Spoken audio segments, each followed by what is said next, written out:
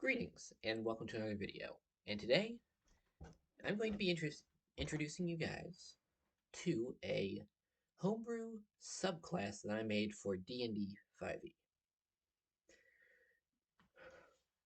Now, this is actually a subclass that I made for one of my players who wanted to play as a pro wrestler. But I'm giving it to you guys so that you can also use it. And, of course, give some back, because D&D Beyond doesn't really seem to like me posting this. Apparently, they said it was too close to the Spore Druid. I don't know how they got that. But before we get into that, I would just like to, give a quick shout out to Red Fox. Might not be his full channel name, but I'm gonna be leaving a link to his channel in the description below. But the subclass, this subclass was actually inspired a lot by by his work on his channel. Some of the things are going to be pretty obvious to see if you look at his work. But I'm going to say this: he makes excellent classes. Yeah, I really like his stuff based on the anime. Yeah, Baki the Grappler, specifically the one based around my favorite character, Goki Shibakawa. But with that out of the way, let's get into the actual subclass itself. The monk subclass, Way of the Pro Wrestler, and there are a lot of features to this. I gave it a lot because it just felt right for monk. Their entire thing was that they get a lot of abilities, more so than the other classes. So, starting at 3rd level, you gain the ability to grapple creatures up to 2 sizes larger than you are, and can grapple as a bonus action. You're a pro wrestler, so you need to be able to grapple. Yeah, grapple well. And mismatches are going to happen. I mean, look at half of all of Rey Mysterio's matches. And of course, being able to grapple as a bonus action. I mean, it's a grapple centric subclass. Yeah, so I need to be able to give more grappling options. Now, additionally, at 3rd level, your charisma is increased by 1 to a maximum of 20. You also gain proficiency in performance and your choice between deception, insight, acrobatics, or persuasion.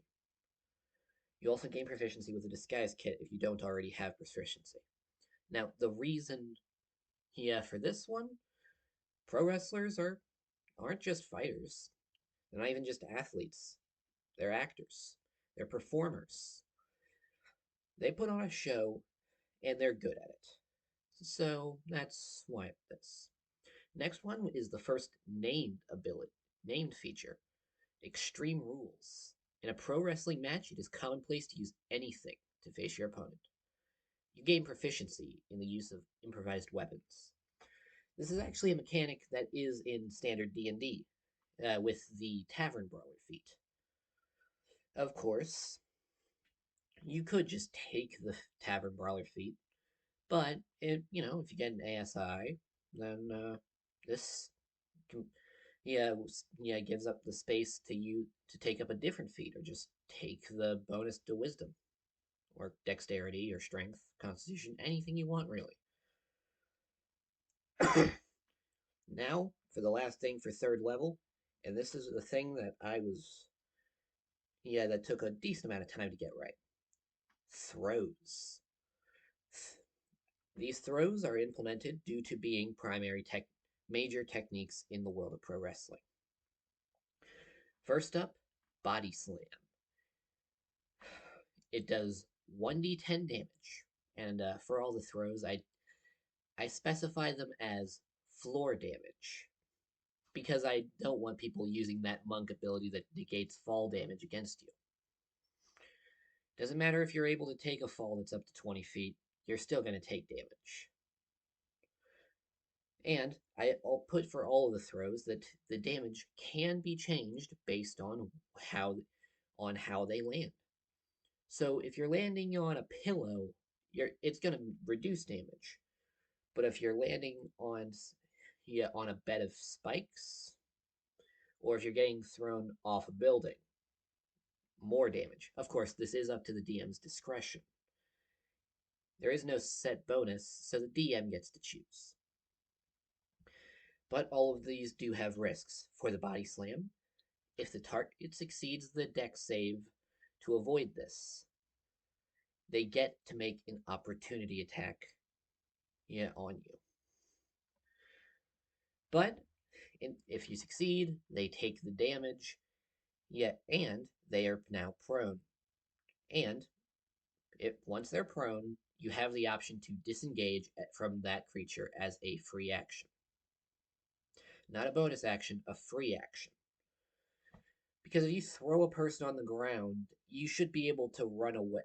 Run away without them getting to immediately react to the fact that they just had a guy put them on their shoulders, slam them on the ground, and then step 5 feet away. Right. The next move is the power bomb. This one actually does 1d12 damage. But it can only be done if the opponent is prone. And when you make this, when you make this, attack, if the opponent is either, 100 pounds heavier than you, or more than 2 sizes larger than you, basically, if it's a creature that you can, bigger than a creature that you should be able to grapple, you will need to make a DC 15 strength check.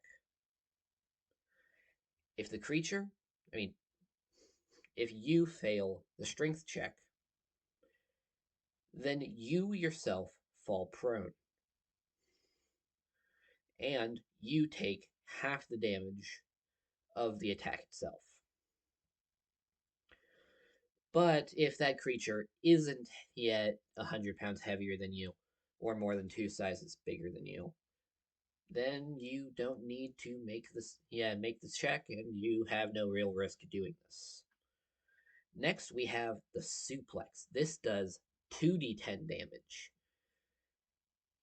But this is a very dangerous one, because if they succeed the save, they get to make an attack against you with advantage. And now, finally, this goes hand in hand with the throws. It's the ability signature move. All pro wrestlers have one technique that is iconic to them, and that move is always able to turn the tides in a fight.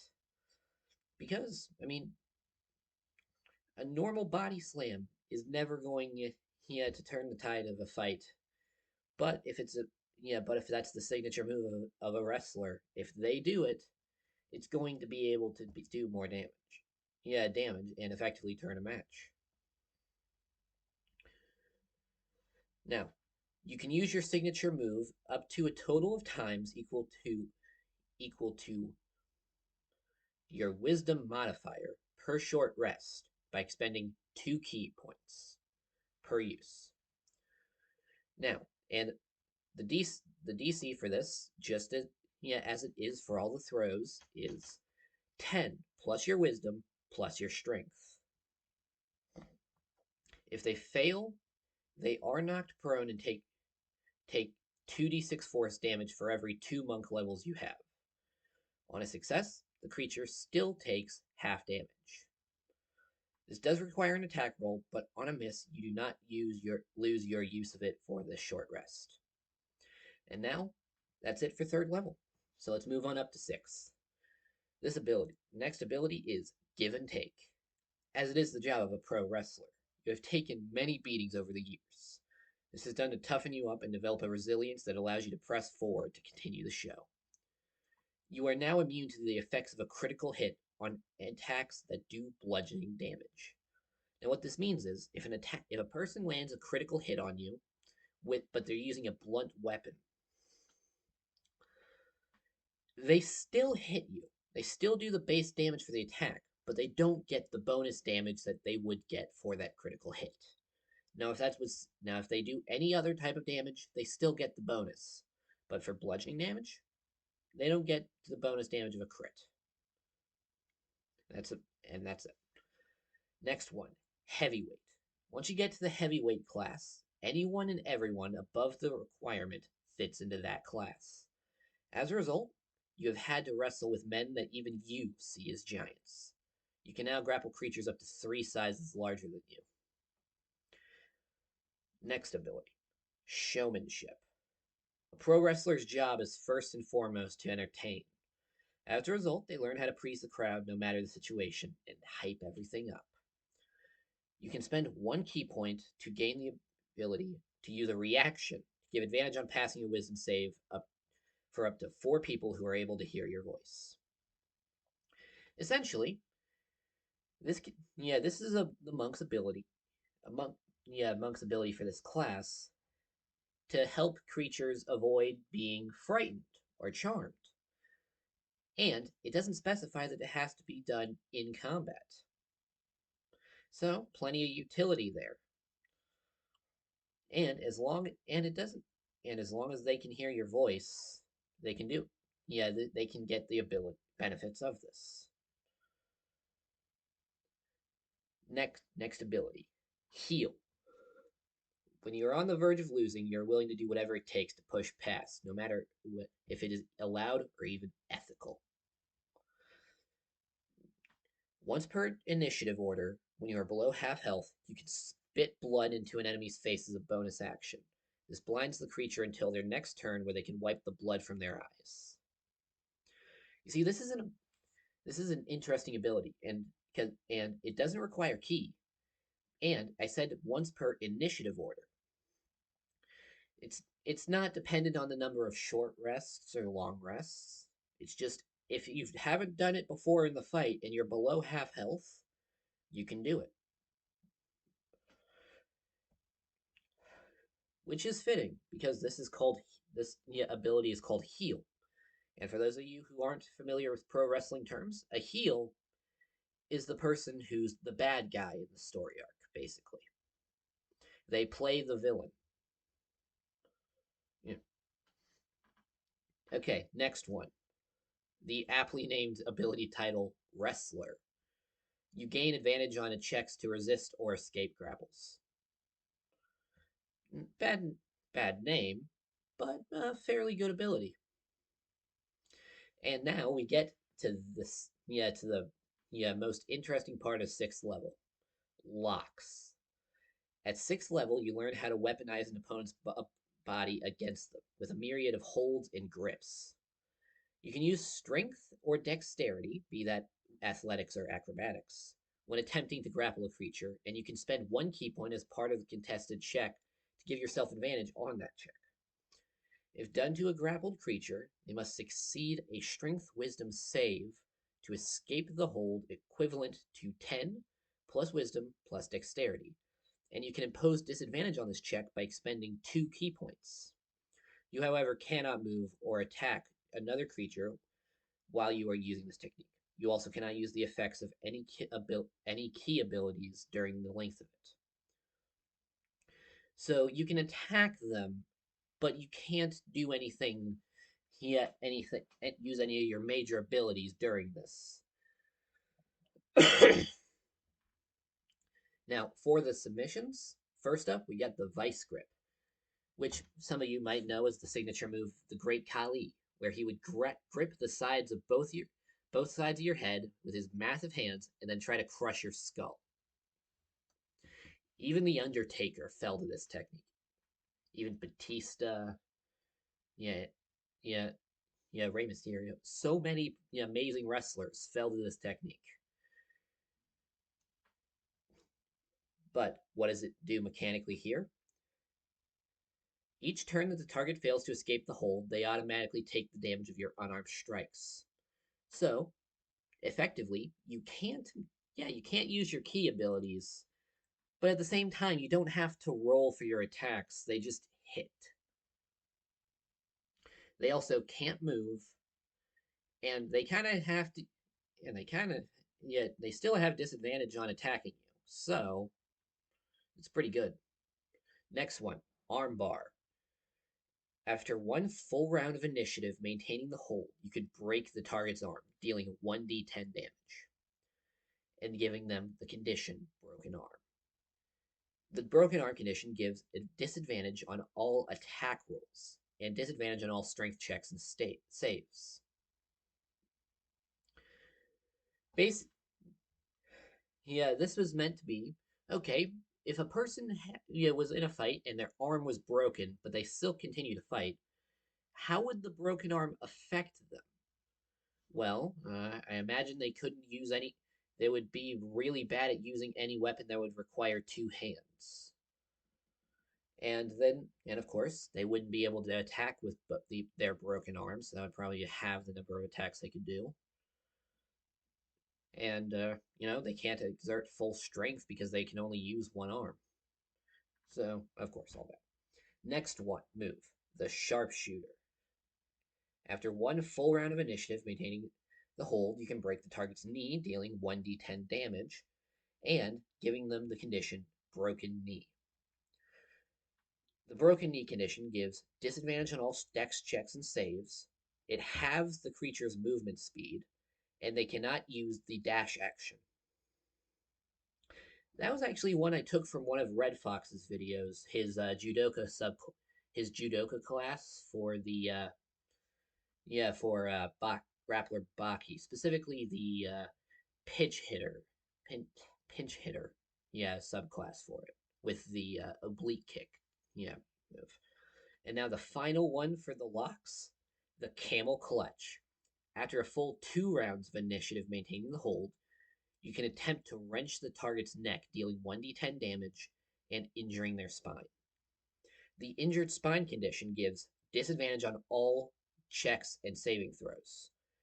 They cannot use the dash action, and they have disadvantage on attack rolls, and their movement speed is halved. Because if you hurt your spine severely in the middle of a fight, that's going to affect everything you do. And it does have a considerable amount of difficulty in your ability to do things. Do this move because of how powerful it is. You can potentially stop a creature completely shut down a creature from creature's attempts at winning the fight, but you do have to spend 2 turns trying this, and there is always the chance of them saving out of it. But you can but during the time while you're doing this, you can still attack. You just can't use additional key abilities like Flurry of Blows. Yeah. Now, 11th level. First off, wrestling's future. As is the ability, as is often the duty of a professional wrestler, you knew that one day you might be required to train the next generation of wrestlers. By spending 1 hour a day over the course of 3 months training them, you can allow a character to gain the features of the pro wrestling subclass up to level 3. So, they can gain a good number of abilities. Yeah, that can come in handy, depending on a variety of things. So, say the fighter is disarmed and it can't do anything. Oh, well, suddenly they can just choose to body slam their enemy. Okay, next we have goading. As an experienced wrestler, your acting is top notch. Your ability to agitate a person is without question. As an action, you can attempt to goad the hostile foes to attack you rather than your allies. If the targets fail a wisdom save equal to 10 plus your charisma modifier plus proficiency bonus, they will be goaded. This means they will be compelled to attack you until they succeed the wisdom save, which they can repeat at the end of their turn. Now, I've heard a lot. Now, one of the main criticisms I've heard when I tried explaining my subclass to other people is that monks aren't meant to be tanks. Well, no, but they can be diversions. I mean, they do have higher movement speed than the rest of the classes. I think they even have higher movement speed than rogue. And even if they aren't meant to be tanks. I've seen plenty of groups where the monk ended up being the tank just because they were the only real martial character. And even more than that, this subclass does have options to allow them to better take damage, such as such as the next ability, which I actually didn't realize that I forgot to name. Yeah, and the feature for this is that you gain resistance to bludgeoning damage. It's similar to the barbarian ability of rage, except instead of immunity to all non-magical damage, it's just a specific type of damage. And while you can't really deflect, and combine this with deflect missiles, you can do some pretty good. You do have fairly good ability to deal with enemies. Now, if they have now, of course, if they have piercing weapons, that this ability isn't going to do anything, but it does give options. And an ability doesn't have to work for every scenario.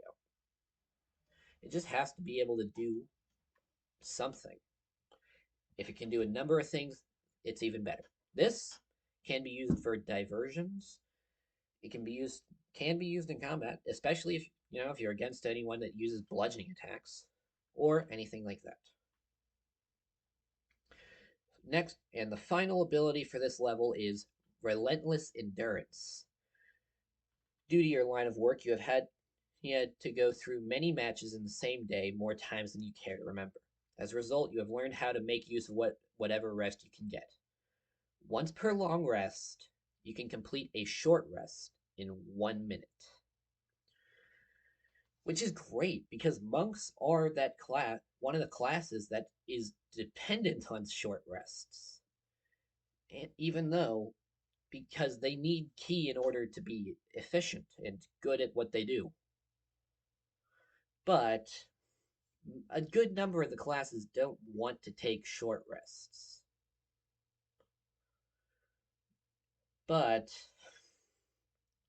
if you but if the group can't afford to take an hour out of the narrative, at the bare minimum, they can probably just sit down for a minute, or at least just stand there while you sit down for a minute, take a short rest, and then go on with the narrative again, with you getting some health back, but most importantly, re- restoring your ki pool. At 14th level, the first ability, Arm Whip. If an opponent attempts to strike you with a melee attack but misses, you can spend 1 ki point to attempt to throw them as a reaction. This requires them to make a dex save with a DC of 10 plus your dexterity plus your wisdom modifier. On a fail, they fall prone and take 1/10 of the damage of the attack they were attempting to do to you. Next ability is Master Wrestler. You have wrestled a variety of opponents at the highest level, and compared to them, most opponents are nothing. You are immune to the grappled condition. Forget that this does negate the previous ability of you have advantage on attempts of escaping grapples. But it's upgraded. Not many creatures are going to grapple you, but the ones that do try, they can't do anything to you with that. Next ability is Frog Splash. Pro wrestling is a three-dimensional world of fighting. That means you are going to be able to fight in ways that are more than just on your feet. If you are near a wall or an object that can support your weight, you can expend 1 ki point to jump off it into the air. If this attack hits, you and your target become prone and they are effectively grappled. They then take 3d8 force damage, and you can add an additional 1d6 for every size above medium you are, or for every 50 pounds over 200 that your character is. This counts as a single attack action. And also, the ability is called Frog Splash, but you don't have to treat it like the Frog Splash. It could be an elbow drop, a leg drop.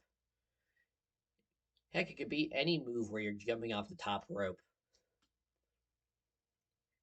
I just called it the frog splash because that's my favorite. Yeah, favorite version of it. Yeah, that. Yeah, one. At 17th level, you get Giant Killer. Freak show fights are one of the favorites for fans to watch. One guy fighting a man who is unbelievably bigger than him is always going to be a sight to behold, especially when he's able to win. You can now grapple creatures of any size. So basically, you are a standard human who could just straight up suplex Tiamat. I've heard so many people complaining about marshals not getting to be considered not feeling superhuman enough, considering that they're standing next to wizards who can just cast wish. First off, okay, big deal. Yeah, he can cast wish, but he also can't go more than 5 rounds of initiative against you without being unconscious or dead. Heck, my wizard is ugh. But yeah, with this, you aren't it's a grapple centric class, and size restraints have always been an issue for grapple centric classes. But with this ability, there's nothing holding you back, anymore. I mean, unless you suck at the game, that is always a possibility. And the final ability of this class is finishing move. Every pro wrestler has an iconic move that allows them to end the fight.